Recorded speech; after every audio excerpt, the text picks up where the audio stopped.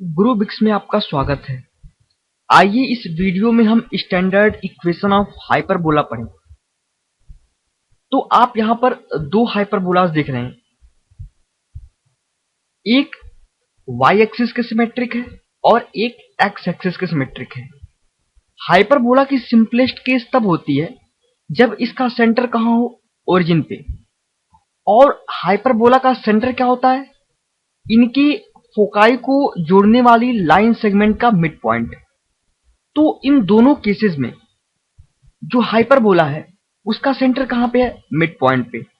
तो जब hyperbola y axis के सिमेट्रिक होती है तो उसकी इक्वेशन होती है x square by A square minus Y square by B square is equal to 1।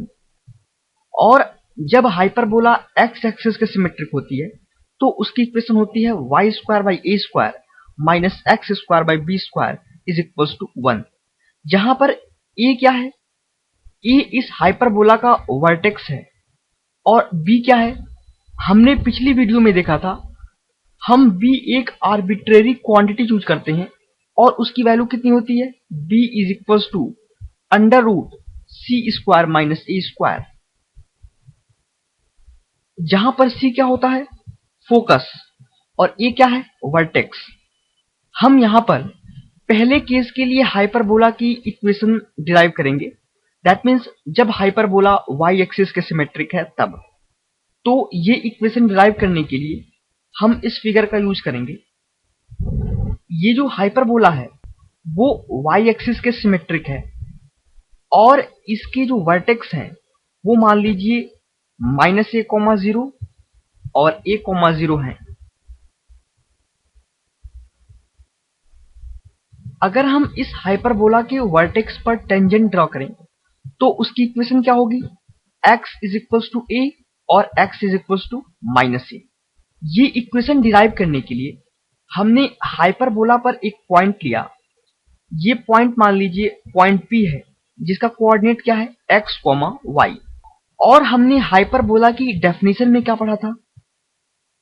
हमने हाइपरबोला की डेफिनेशन में ये देखा था कि अगर हम इस हाइपरबोला पर कोई भी पॉइंट चूज करें तो उस पॉइंट के डिस्टेंस का difference from two fixed point f1 and f2 क्या होता है? एक कांस्टेंट। और उस कांस्टेंट की वैल्यू भी हमने निकाली थी। वो कितनी निकाली थी? 2a। ओके, तो हम यहां पे क्या लिख सकते हैं? pf1 minus pf2 is equal to 2a। तो यहां से हम लिख सकते हैं pf1 minus pf2 is equal to 2a। तो pf1 क्या होगा? pf1 f1 के कोऑर्डिनेट्स हमें पता है, p के कोऑर्डिनेट्स हमें पता है। तो pf1 बाय डिस्टेंस फॉर्मूला क्या होगा? Under root x minus c, that means x minus of minus c, that means x plus c whole square plus y minus 0 whole square that is equal to y square minus pf2 क्या होगा? That will be x minus c whole square plus y minus 0 whole square that is equal to y square is equal to 2a। अब हमें इसे solve करना है। इसे solve करने का सबसे बेस्ट वे क्या है कि हम एक टर्म को इस साइड लाएं। तो हमें क्या मिल जाएगा? Under root X plus C whole square plus Y square is equal to 2a plus under root X minus C whole square plus Y square. और अगर हम दोनों साइड स्क्वायर कर दें तो हमें क्या मिलेगा? X plus C whole square plus Y square is equal to, और अगर हम इसकी स्क्वायरिंग करेंगे तो हमें क्या मिलेगा?